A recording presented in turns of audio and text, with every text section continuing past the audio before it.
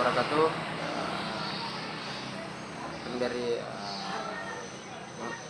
Universitas Muhammadiyah Senjai, Fakultas Ilmu Sosial dan Ilmu Politik, di mana program studi ilmu pemerintahan.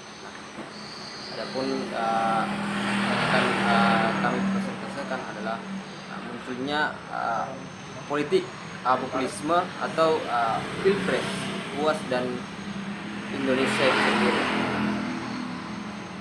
Nah, adapun beberapa poin yang sebentar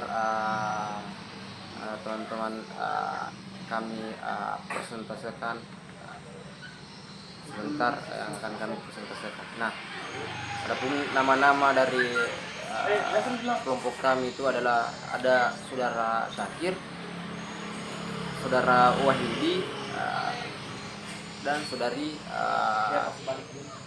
Titin Sumarni. Adapun saya adalah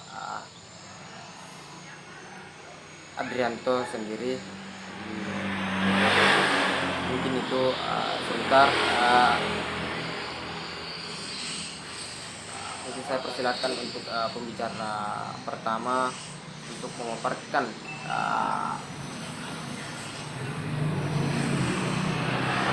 materi yang akan diberikan ke teman-teman. Pengertian populisme adalah sejumlah pendekatan politik yang dengan sengaja menyebutkan kepentingan rakyat yang seringkali dilawankan dengan kepentingan suatu kelompok. Kemudian, populisme memiliki berbagai macam definisi, dan istilah ini dikembangkan pada abad ke-19. Sedangkan di Eropa tidak banyak memiliki politikus dan atau partai-partai yang menggambarkan diri mereka sebagai populis.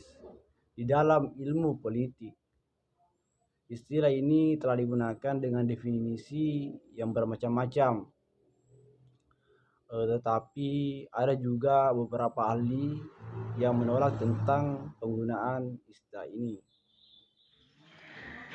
Populisme di Amerika Latin. Dalam politik di Amerika Latin, istilah populis menjadi sebuah istilah yang umum digunakan oleh hampir tiap pemerintahan di wilayah tersebut, bahkan yang berkarakter neoliberal pada tahun 1990-an. Selanjutnya, Amerika Latin secara historis dianggap merupakan tempat akar populisme. Neoliberalisme ini berusaha untuk menggabungkan populisme dan neoliberalisme seperti yang dilakukan oleh Carlos Menem di Argentina dan Alan Garcia serta Alberto Fujimori di Peru. Kemudian pemerintahan mereka dianggap sebagai populisme dikarenakan walaupun mereka menerapkan reformasi berdasarkan Washington Konsensus, gaya politik mereka tentang upaya merebut hati rakyatnya melalui jargon nasionalisme dan janji-janji akan adanya restribusi ekonomi.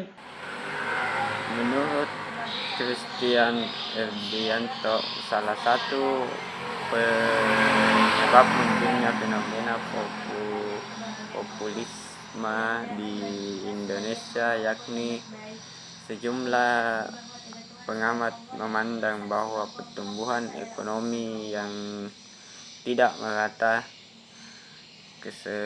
kesenggangan sosial memicu lahirnya kelompok-kelompok masyarakat yang kecewa dengan pemerintah dan beralih pada tokoh-tokoh penulis. Nah, ada pun beberapa pendekatan dalam memaknai apa itu sebenarnya populisme. Di sini pun ada beberapa poin, ada 4 poin di mana menjelaskan tentang populisme itu sendiri. Yang pertama, pendekatan agensi yang memaknai populisme sebagai cara hidup demokratis yang dibangun dengan adanya keterlibatan masyarakat dalam politik. Nah, Yang kedua, pendekatan Latchlau merujuk pada pandangan ilmu politik kritis Agustina Ernesto Latchlau bahwa populisme sebagai kekuatan emansipatoris memaksa yang ingin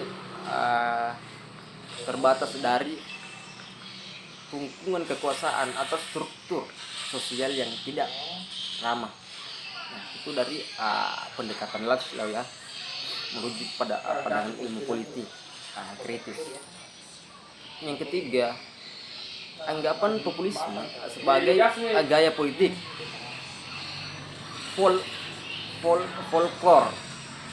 folklore yang dipakai oleh pemimpin dan partai untuk mobilisasi massa. Adapun yang terakhir, yang keempat, memaknai populisme sebagai pendekatan ideasional.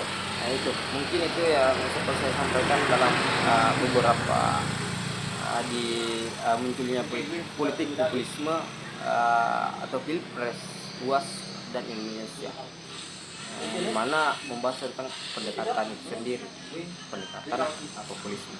Mungkin itu, sekian. Terima kasih. Assalamualaikum warahmatullahi wabarakatuh.